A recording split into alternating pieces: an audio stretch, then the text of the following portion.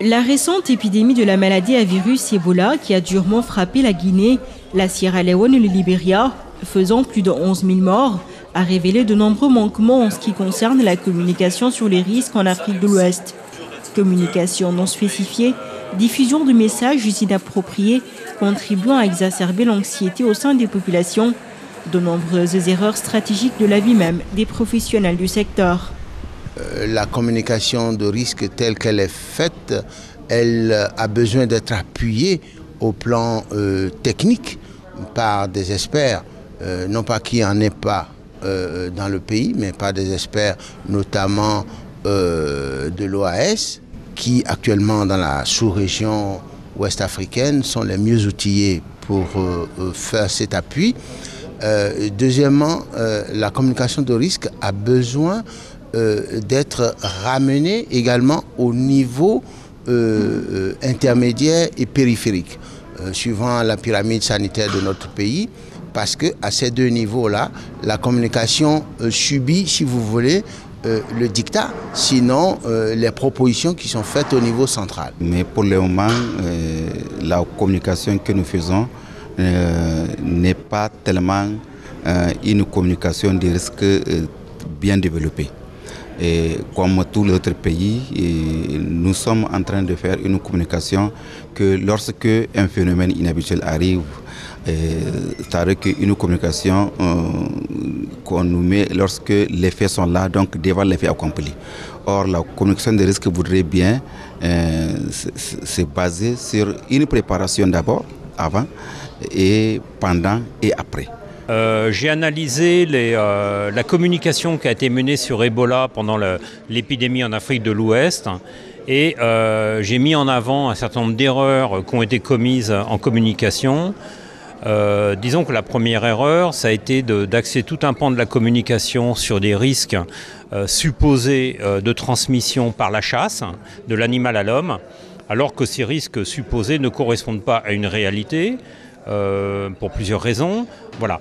Et donc avoir axé une partie de la communication sur le risque venant de l'animal, c'est une erreur et ça détournait des vrais problèmes, du vrai problème qui était la transmission d'homme à homme sur laquelle on aurait dû se concentrer. Ainsi, le Programme des Nations Unies pour le développement et l'Organisation ouest-africaine de la santé, en collaboration avec l'OMS, ont jugé utile de dresser un état des lieux sur la situation en matière de communication sur les risques, et cela en menant une analyse du contexte régional en la matière. Cette analyse, entamée depuis quelques mois déjà par des experts, a été jumelée à une initiative de renforcement des capacités des spécialistes des pays de la région. C'est dans ce cadre qu'Abuja, la capitale fédérale du Nigeria, a récemment abrité un atelier sur le renforcement des capacités en matière de communication sur les risques face aux épidémies et pandémies dans l'espace CEDEAO.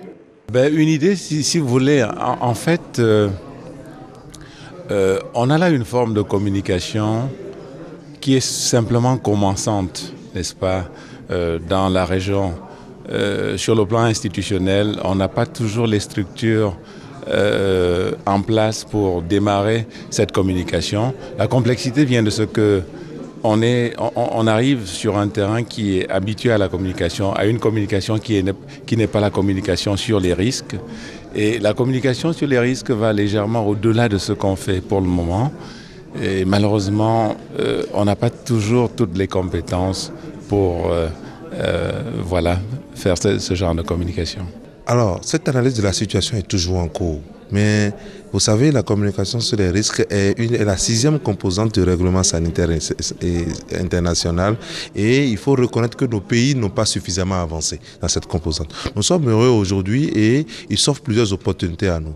L'Assemblée des chefs d'État de l'Union africaine vient d'octroyer 0,5% du budget de toute la Commission de l'Union africaine pour renforcer l'application du règlement sanitaire international, y compris la communication sur les risques. Voilà autant d'opportunités qui se présentent à nous et il nous appartient, nous, acteurs spécialistes du domaine, de faire le point afin de définir les stratégies idoines pour orienter les décideurs politiques en matière de santé et renforcer la composante communication sur les risques dans les stratégies de préparation et de réponse aux épidémies dans nos pays. Cet atelier qui a vu la participation de spécialistes en communication sur les risques épidémiologiques et de responsables nationaux en charge de la gestion des épidémies s'inscrit dans le cadre de la mise en œuvre du projet régional Soutenir et renforcer la surveillance médicale sous-régionale post-Ebola et les initiatives de relèvement socio-économique en Afrique de l'Ouest. Ce projet est financé par le gouvernement japonais à hauteur de 4,5 millions de dollars et coordonné par le bureau régional du PNUD.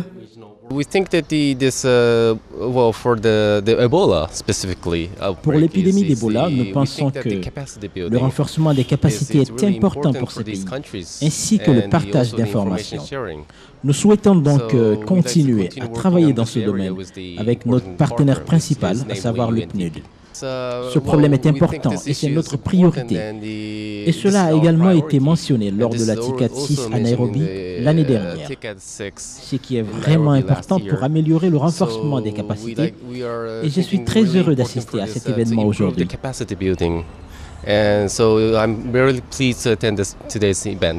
Cet atelier s'inscrit dans le cadre de la mise en œuvre du projet régional d'appui aux pays qui ont été affectés par le virus Ebola.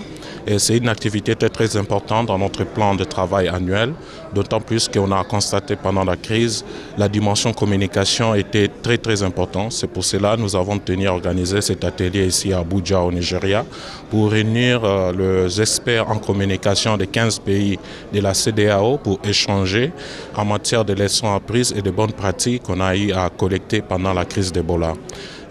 Moi, en tant que chef de département d'appui au bureau de pays d'Afrique de l'Ouest, je tenais à être présent pour m'inspirer des expériences des autres pays et assurer le rôle de facilitateur et d'appui aussi à la mise en œuvre et à collecter les bonnes expériences qu'on pourrait partager avec le pays concerné. Le projet régional post-Ebola, dont la mise en œuvre a démarré en mars 2016, compte de nombreux acquis à son actif. Il s'agit entre autres de la réhabilitation d'infrastructures de santé, de l'appui au relèvement socio-économique des communautés, de la formation ou le renforcement des capacités de ressources humaines des 4 pays de l'Union du fleuve Mano, la Côte d'Ivoire, le Libéria, la Sierra Leone et la Guinée.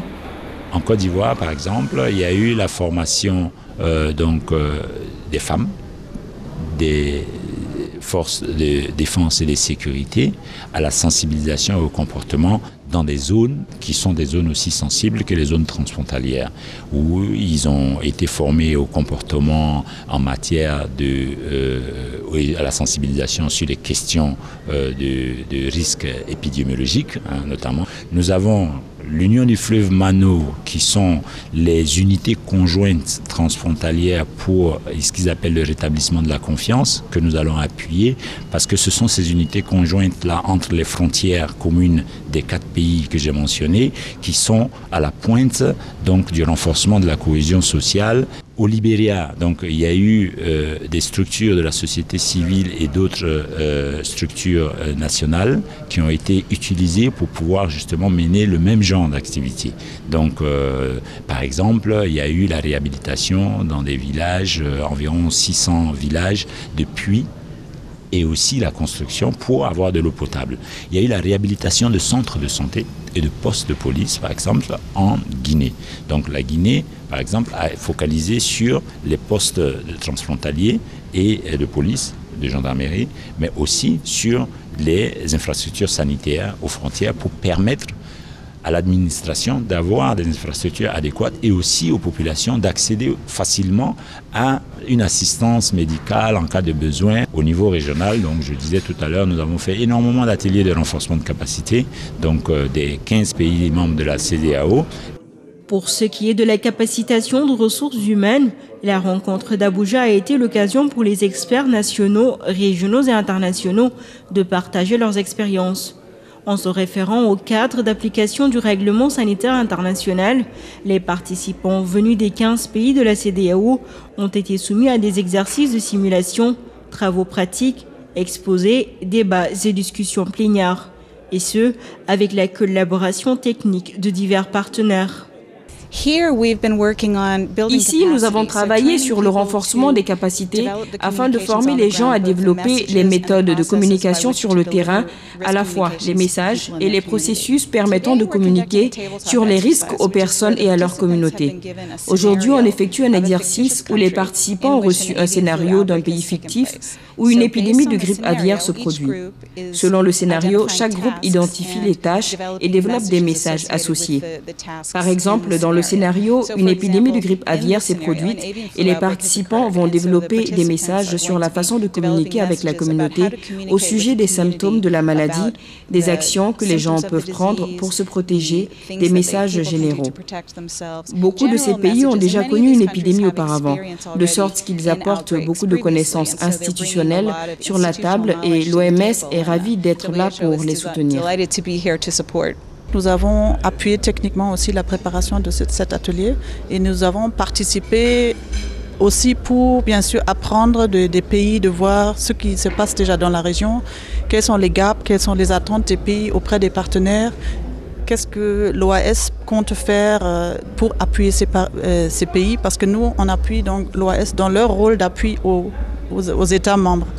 Donc, comme c'est vraiment un nouveau projet qui vient de démarrer, ça vient au bon moment et je félicite vraiment l'OAS et leurs partenaires pour cette initiative qui semble être une première dans ce format dans la sous-région qui fait un renforcement des capacités, qui se veut aussi une collecte de données, d'avoir une situation de base sur laquelle maintenant nous, on peut prendre note et puis savoir ou discuter avec les partenaires où exactement les pays veulent et la CEDEAO veut qu'on intervienne justement dans ce domaine-là.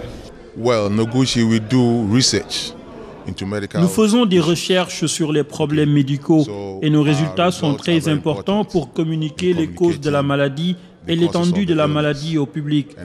Ce que nous faisons, c'est savoir quelles sont les causes des maladies, les pathogènes actuels qui sont impliqués et nous les communiquons au ministère de la Santé pour aider à établir les politiques et mener les opérations.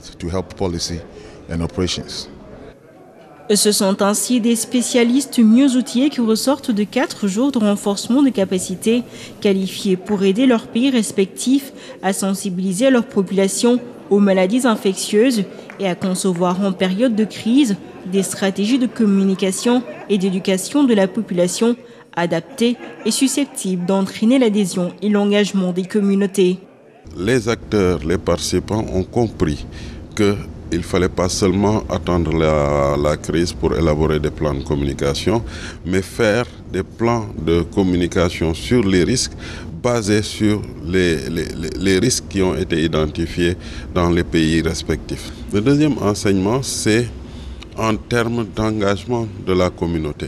Vous savez, nous avons toujours l'habitude, nous les techniciens de la santé, nous les communicateurs en santé, de nous positionner en tant que donneurs de leçons.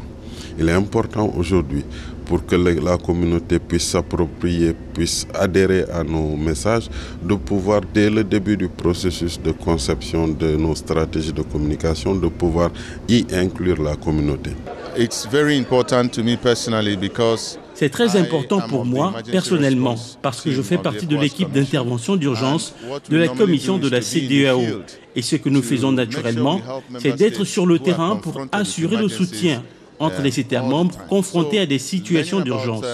L'apprentissage de la communication de crise fait donc partie de la préparation. C'est un outil essentiel. Si vous ne l'avez pas, une partie de la chaîne de réponse est interrompue. Nous avons beaucoup appris et nous sommes très heureux de continuer dans ce sens.